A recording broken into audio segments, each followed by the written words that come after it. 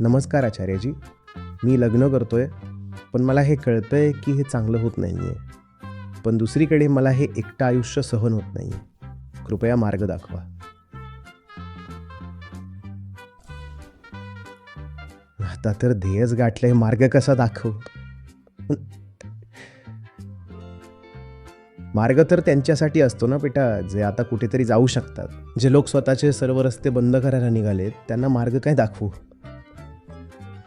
मी रस्ता दाखवला तरी त्यावर चालणार कसा?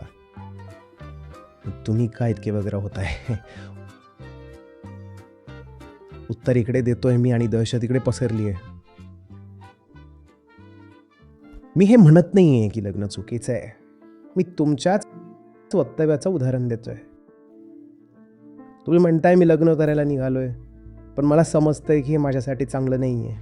जर समजतंय की चांगलं नाहीये तर का करताय? हे जे तुम्ही कारण सांगितलं की एकटेपणा सहन होत नाही. अरे दुसरं काही करा. एकटेपणा दूर करण्याचे खूप उपाय आहेत. भारत भ्रमण करा, मित्र बनवा, यात्रेत फिरून या, काही करा. एकटेपणाचं काय आहे? ते तर कार्टून चॅनल पाहून पण दूर होईल.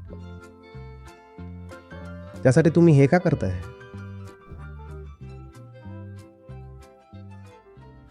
ते कुणासोबत लग्न करून थोडी संपणार आहे.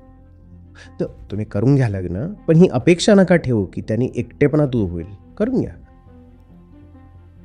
आणि जर विवेकी असाल तर संतांना शरण द्या. ऐका की ऋषी मुनी काय सांगून गेले. जर खरंच स्वतःचं भलं इच्छित असाल तर